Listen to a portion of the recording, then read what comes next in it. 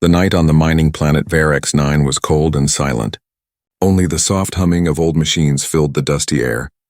Inside a small metal building at the edge of the colony, Eli Turner, a human mechanic, worked alone. His hands were covered in oil, his face tired and his heart heavier than the metal parts he fixed. For years, Eli had repaired the colony's broken ships and cargo engines. He was good at it and maybe the best, but no one ever stayed long enough to thank him. His workshop was his world now, full of tools, half-finished engines, and the quiet company of loneliness. That night, as he tightened a bolt on a cargo lifter, the power suddenly flickered. The lights dimmed once, twice, then steadied again. Eli sighed. Not again, he muttered. Power cuts were common, but this felt different, like something or someone was nearby. He grabbed his flashlight and walked toward the back of the workshop, where piles of old scrap metal formed small mountains. A soft sound reached his ears. It wasn't the wind. It was God crying, a deep, broken kind of sob that didn't belong to any machine. Eli froze. "Hello?" he called softly. No answer. He moved closer, stepping over metal parts and broken wires until the light caught a shape behind an old engine core. It was big, shaking slightly. Slowly, the figure turned toward him, and then Eli took a step back. She wasn't human. Her skin was soft blue, marked with faint silver lines that glowed weakly in the dark. Her eyes were large and wet with tears, and her voice, trembling, whispered, "Please, don't call the guards." Eli blinked, unsure what to say. The alien woman looked terrified. Her clothes were torn and she hugged herself tightly as if the air itself hated her. "I'm not going to call anyone," he said carefully. "Are you hurt?" She shook her head. "Not on the outside." Eli slowly put his tools down. "You're from the other colony, right?" "I've seen your kind around the market." Her eyes dropped to the floor. "Not anymore," she said softly. "They sent me away. Why?" he asked. She hesitated, her voice barely a whisper. "Because I'm fat. Because no man wants me. Because they say I am useless." The words hung in the air like heavy metal dust. Eli didn't know what to say. He had seen cruel things in his life. Humans fighting aliens, colonies rejecting their own. But hearing it from her, it hit something deep inside him. He sat down across from her on an old crate. "Well," he said after a moment, "you found the one place in this colony that's already full of useless junk.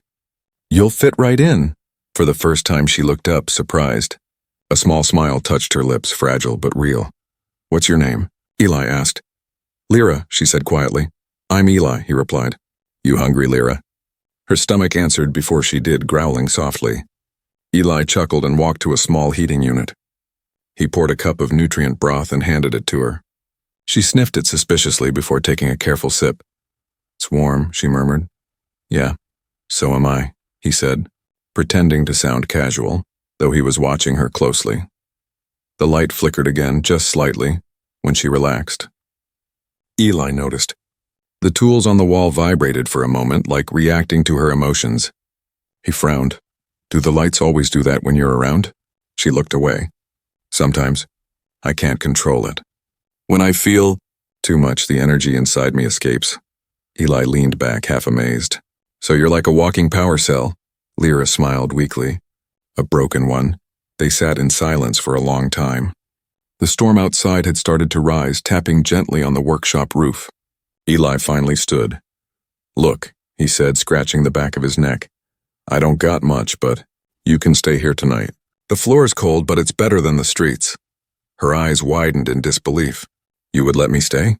He shrugged. "You're not hurting anyone. And honestly, I could use the company." She nodded slowly, tears threatening again, but this time they weren't from sadness. As she settled near the heater, Eli turned back to his workbench, pretending not to care too much. But inside, something in him shifted.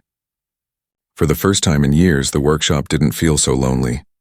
And as the lights flickered one more time, softly glowing blue, Eli had no idea that this night would change both their lives forever.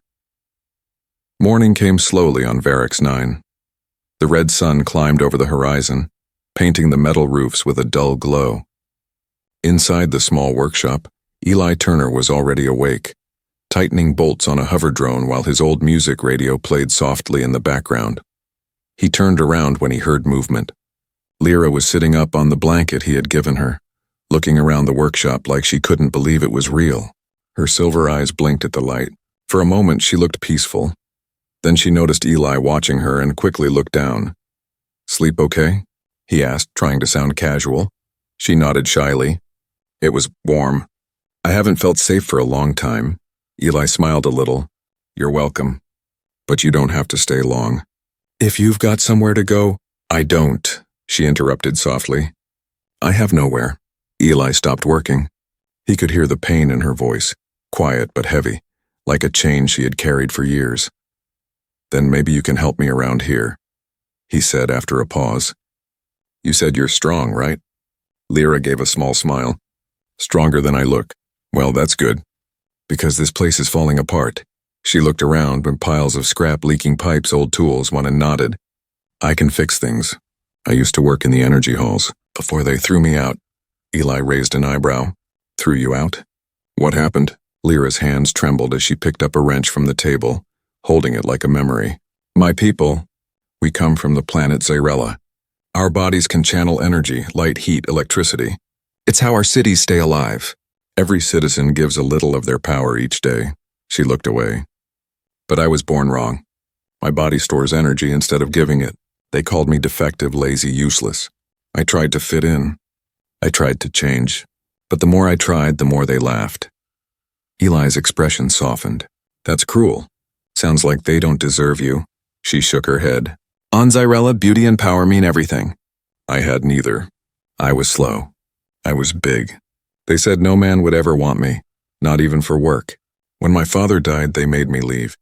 I came here on a cargo ship, hiding in a crate." Eli set his wrench down slowly. "You crossed half a galaxy in a box?" Lyra nodded once. "It was dark. I almost ran out of air. But I thought, maybe humans were different. Maybe they wouldn't judge me for how I look."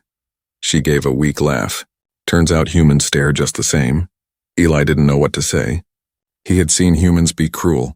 To aliens, to each other, even to themselves. But hearing her story made his chest tighten. "Well," he said after a moment, "you found one human who doesn't care about looks." She blinked. "Why?" "Because machines don't care how you look," he said with a grin. "They care if you're steady, patient, and smart. And I think you are all three." For the first time, Lyra laughed. It was a soft, shaky sound, but it filled the room with warmth. They worked together the rest of the morning.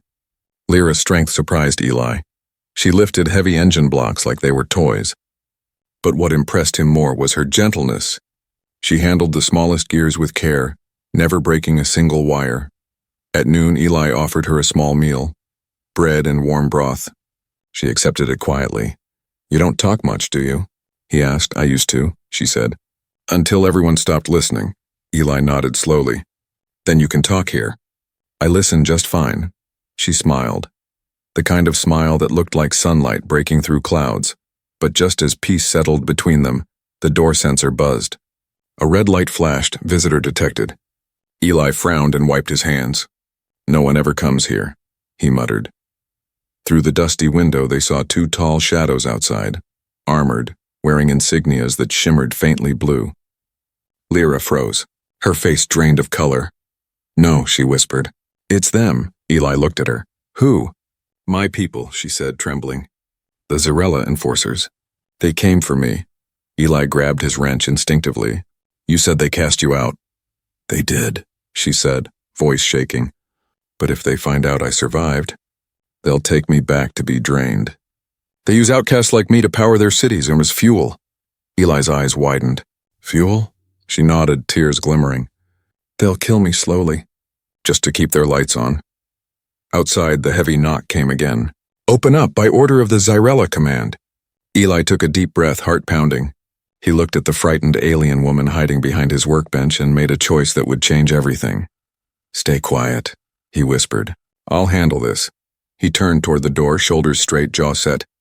For the first time in years, the lonely mechanic had someone, worth protecting.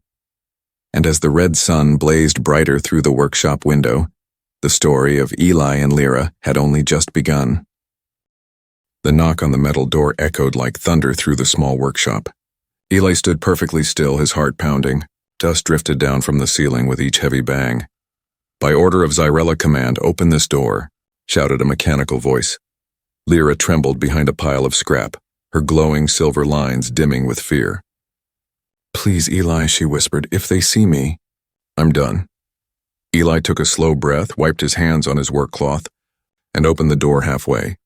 Two tall aliens stood outside, their armor sleek and cold, eyes shining with artificial light. One of them scanned Eli with a small device. Human mechanic, the taller one said. A Xyrella fugitive was detected near this sector. We're authorized to search. Eli folded his arms. You think a fugitive is hiding in my pile of junk? Be my guest. Just don't break anything. The soldiers stepped inside, their boots clanging on the metal floor. Lyra crouched silently behind an engine block, barely breathing. Her eyes closed tightly as the scanners buzzed near her. One of the soldiers stopped. There's an energy reading, he muttered. Eli quickly spoke up, pointing to the corner. Old battery cores. They leak signals all the time. You can take one if you want, just don't blame me when it explodes in your face. The soldier frowned. Your machines are a safety hazard. Welcome to Varex 9, Eli said dryly. Everything's a hazard. After a tense pause, the aliens turned away.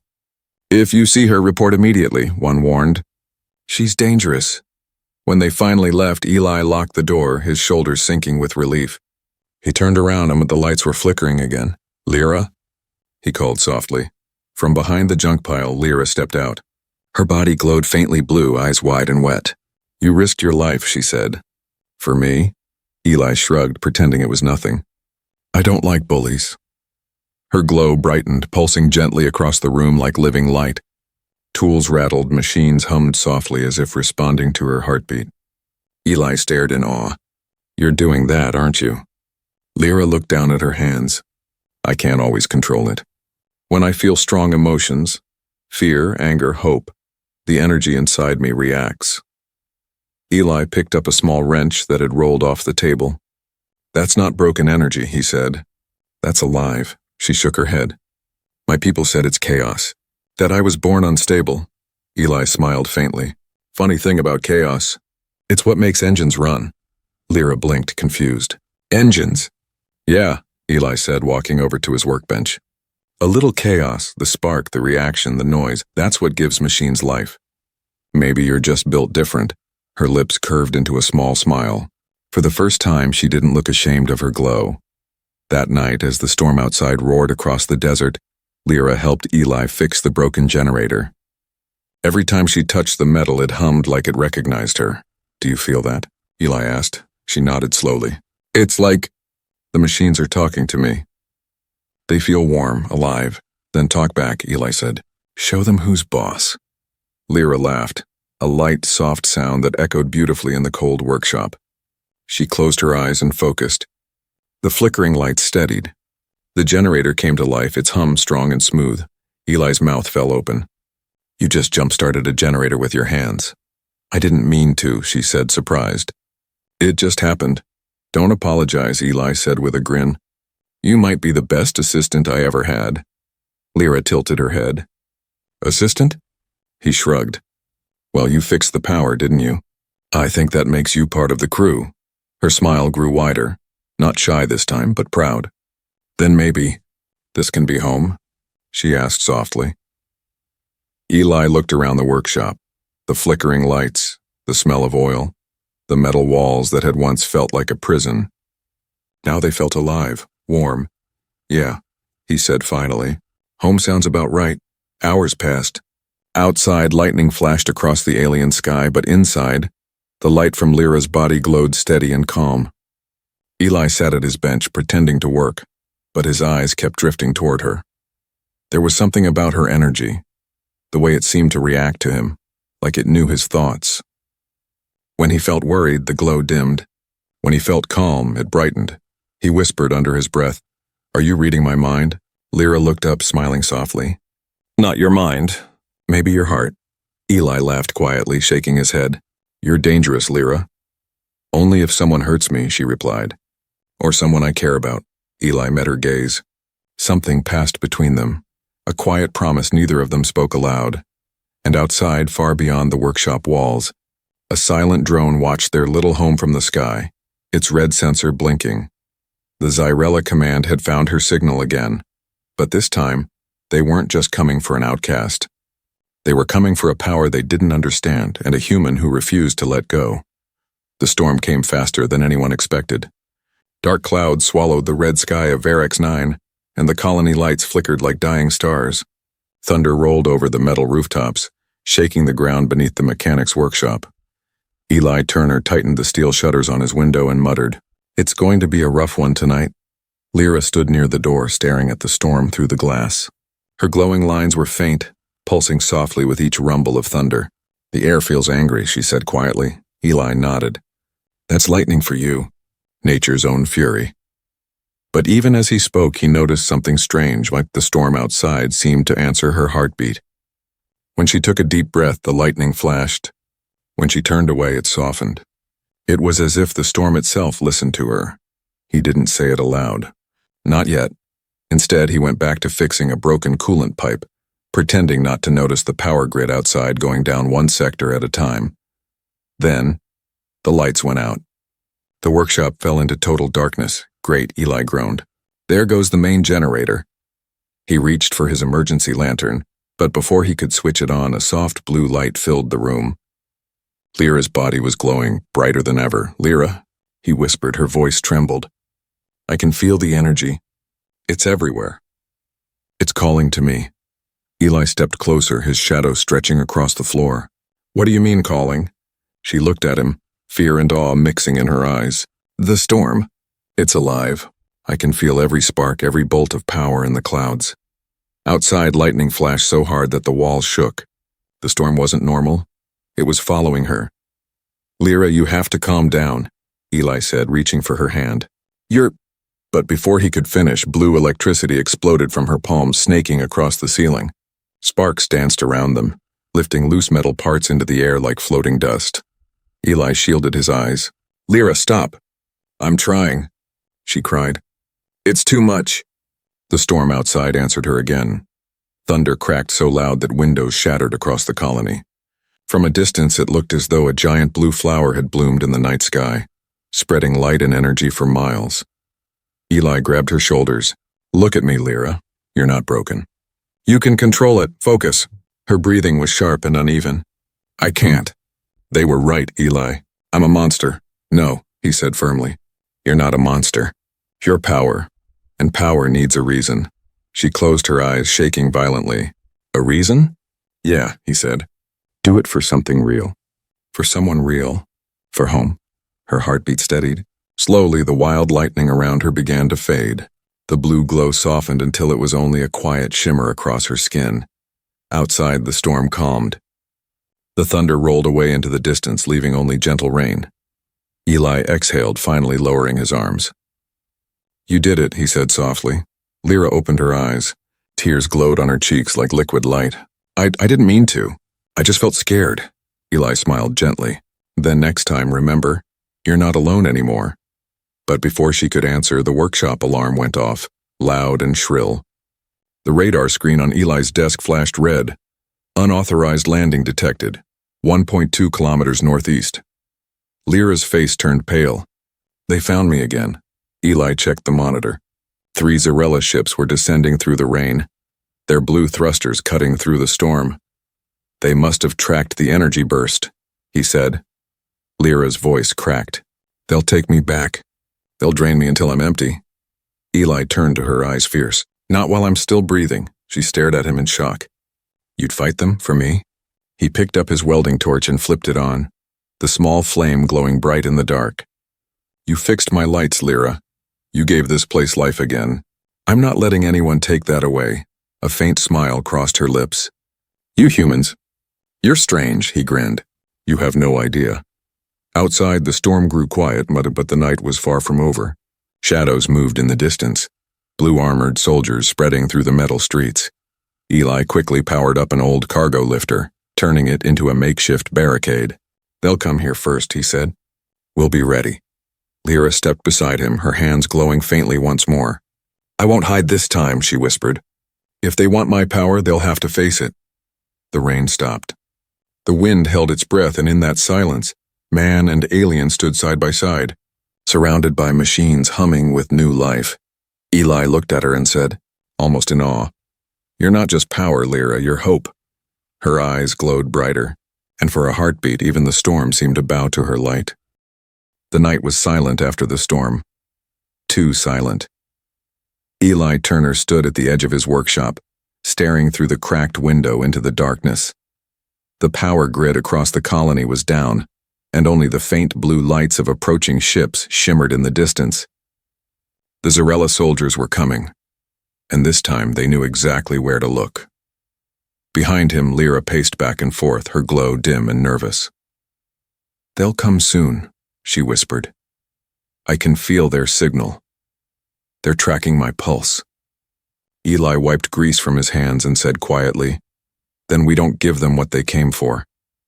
She stopped, looking at him with wide, fearful eyes. "You don't understand, Eli. They're soldiers of the High Command. They don't ask twice. If they find me here, they'll kill you too." Eli shrugged lightly, though his heart was pounding. "Guess that makes me a terrible host. I don't throw my guests to wolves." Lyra shook her head. "Why are you doing this? You barely know me." Eli looked up from his workbench, his tired face serious now. "Because no one should be hunted for being different. Not human, not alien, not anyone." Before she could answer, a deep rumble echoed across the barren ground. The door scanner blinked red. A booming voice followed. "Human mechanic Eli Turner, surrender the Zarella fugitive or face termination under Galactic law." Lyra froze. Her hands trembled. "They'll destroy the building." Eli's jaw tightened. "Then we give them something they won't expect." He turned toward the generator and began connecting a series of wires, old fuel cells, and one of Lyra's glowing energy stones. The machines around them hummed to life, flickering faint blue, reacting to her presence. "What are you doing?" she asked, stepping closer. "Buying us time," he said, "and maybe a bit of surprise." Outside, the soldiers moved closer, armored, silent, glowing like ghosts in the rain-soaked sand. Eli opened a small metal box and pulled out a plasma torch. "Stay behind me." Lyra shook her head. "No, I won't hide anymore." "Lyra." "I said no," she cried, her voice trembling but strong. "I ran all my life, Eli. Every planet, every port. I hid because I was afraid. Not tonight." Eli looked at her, really looked, and saw no fear now, only fire. "Then let's make them remember tonight." The soldiers surrounded the workshop, forming a ring of glowing blue armor. Their commander stepped forward, tall and cold. "You harbor stolen property of the Zarella Empire," he declared. "Hand her over, human." Eli stepped forward, gripping his torch. "She's not property, she's someone." The commander tilted his head. "You protect her out of pity?" "No," Eli said calmly. "Out of respect." The soldiers raised their weapons. "Then you'll die with her." "Maybe," Eli said, flicking the torch on. "But I don't die quietly." At that moment, the generator in the workshop exploded with blue light. The machines hummed, spinning faster than they ever had before. Lyra's energy pulsed through every wire, every bolt, every piece of metal. The ground shook. The soldiers fired, but the bolts vanished mid-air, absorbed by a shimmering blue shield that appeared around the workshop. Lyra stood behind Eli, her arms glowing like fire. Eli turned slightly, eyes wide. "You're doing this?" She nodded, voice steady. "I'm done running." The commander shouted, "Contain her now!" But it was too late. Lyra raised her hands, and a shockwave burst from her palms. Not deadly, but powerful enough to knock the soldiers off their feet. The sand turned to glass beneath them. Eli ran to her side. "Lyra, stop, you'll burn yourself out." "I'm fine," she said through gritted teeth. "They need to understand. I'm not their tool anymore." The light around her grew so bright that even the stars above seemed to fade. Then slowly she lowered her arms. The soldiers, dazed and stunned, began retreating. The commander glared at Eli, his voice shaking with rage. "This isn't over, human. The Empire does not forgive." Eli smirked. "Good. I'm not asking for forgiveness. The ships lifted off, disappearing into the stormy clouds. Silence returned, broken only by the faint hum of the generator still glowing from Lyra's power. Eli turned to her. She looked exhausted, trembling, but smiling weakly. "I didn't kill them," she whispered. "Just scared them." He chuckled. "You scared me too." She laughed softly, her voice warm. "Then maybe I'm learning from you." Eli looked around at the workshop. Walls scorched, machines sparking, but still standing. "We made it," he said quietly. "For now," Lyra replied, "but they'll come back." Eli nodded. "Then we'll be ready." He handed her his wrench, greasy and old but sturdy. "If we're going to fight them again," he said, "you'll need this." Lyra took it carefully, her hand brushing his. "Together? Always," Eli said, and as dawn began to rise over Varex 9, the lonely mechanic and the outcast alien stood side by side, no longer victims, but partners. The galaxy had made its move. Now it was their turn. The sun, never truly, rose on Varex 9. Only the dusty light of the twin moons washed over the colony. Smoke still curled from Eli's workshop, black against the red sky. The night's fight had left the air thick and bitter with the smell of burned metal. Inside, Eli Turner was patching a cracked pipe when he heard Lyra groan softly. She sat against the wall, her glowing lines faint, her breathing slow. The power she used last night had drained her deeply. "You should rest," he said gently.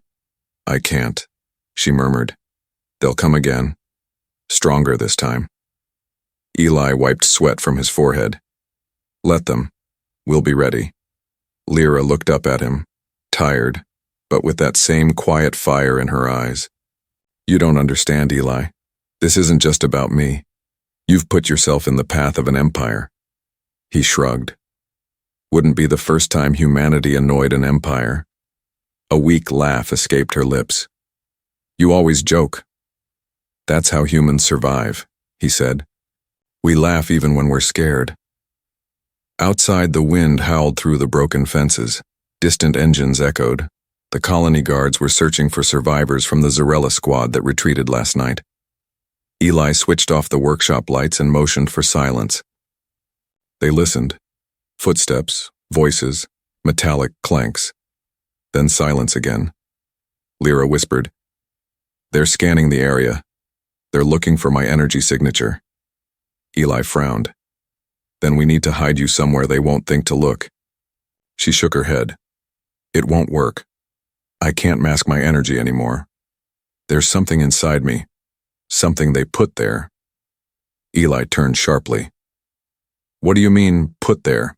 She hesitated, guilt in her glowing eyes. "When I was young, the High Command tested us, all the defective ones.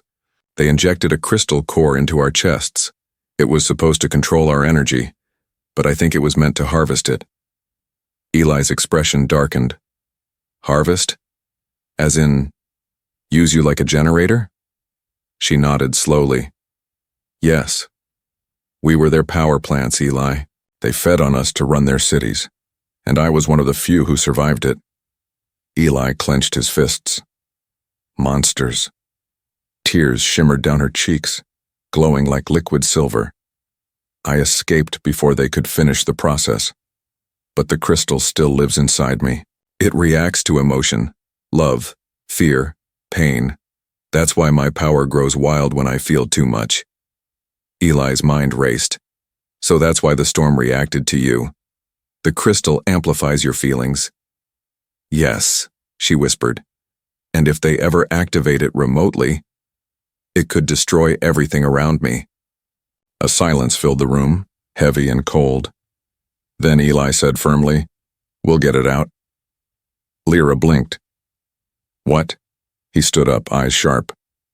"We'll remove that crystal. You're not their weapon anymore." She shook her head, panicked. "Eli, it's fused to my core. You'll kill me." He looked at her steadily. "Then we'll find another way."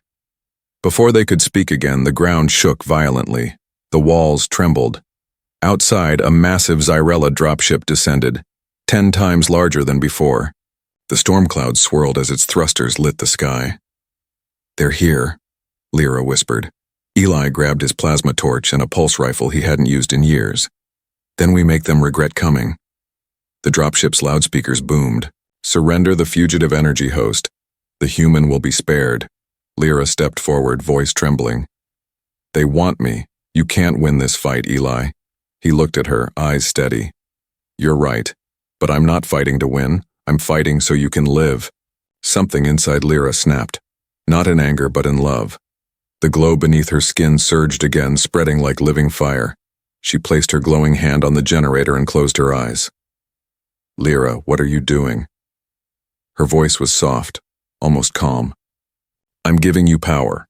Enough to escape." The workshop's lights exploded in a bright wave as the generator roared back to life. Eli's machines, old and rusted, came alive one by one. Hoverbikes, drones, defense shields, all powered by Lyra's energy. The soldiers landed, firing plasma bolts that lit up the dark. Eli jumped onto the control pad, activating the automated turrets. They fired back in blinding bursts. "Go!" Lyra shouted. "I'll hold them!" "Not without you!" Eli yelled, running to her side. But then he saw it.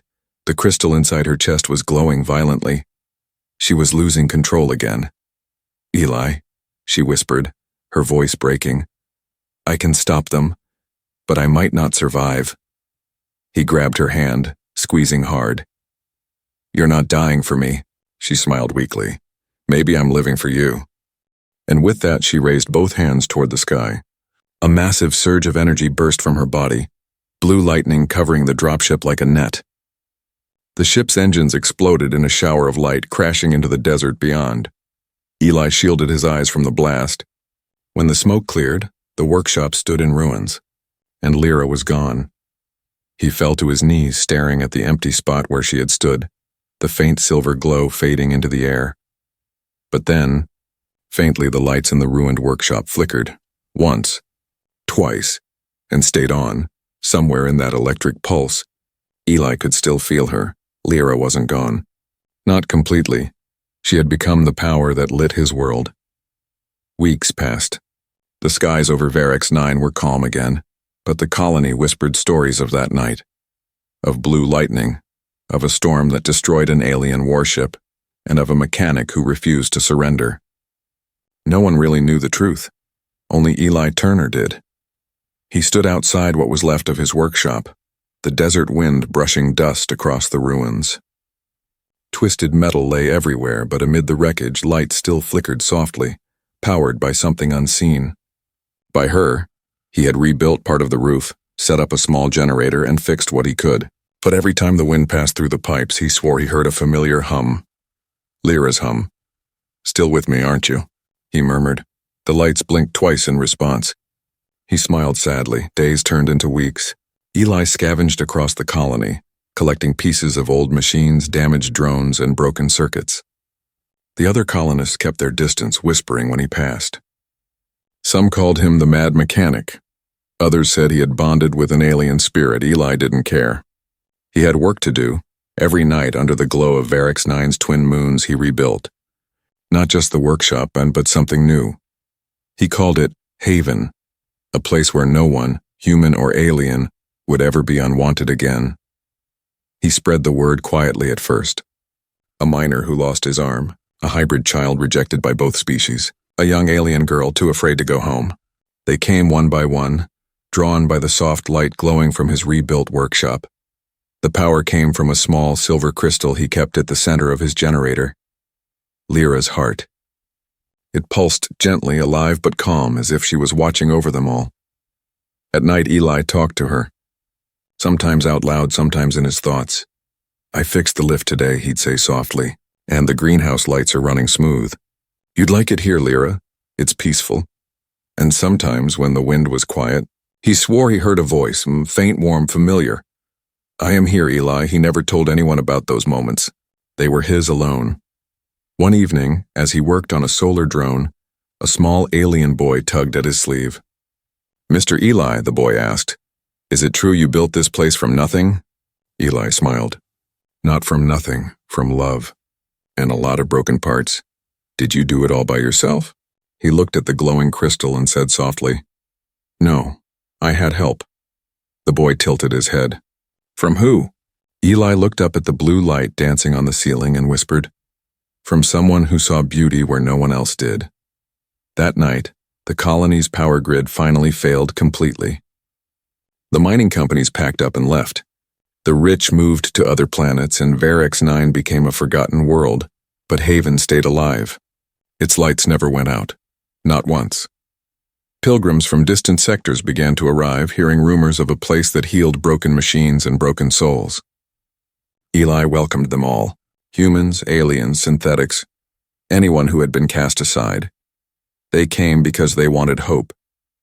They stayed because they found it, and always the glowing crystal pulsed softly in the heart of the workshop, like a heartbeat. Like Lyra's gentle laughter hiding in the wires. One night, as Eli sat under the open sky, a soft blue figure appeared beside him, faint, made of light. "Lyra, am I dreaming again?" He whispered. Her smile was warm and kind. "No, you're remembering." He reached out, his hand passing through her. "I never got to say goodbye." "You didn't need to," she said. "You gave me something better." "What's that?" "A reason to live, even beyond life." Eli felt tears sting his eyes. "You changed everything, Lyra." She looked at the growing lights of Haven below. "We did." Then she faded into the night. Not gone, but everywhere. In every light, every hum, every gentle spark.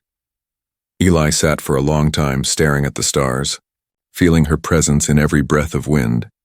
And when the first sunrise painted the sky gold, he whispered, "Welcome home, Lyra." The machines hummed softly in reply. And thus, the lonely mechanic and the unwanted alien built something the galaxy had never seen. A place where light was born, not from power, but from compassion, and they called it Haven.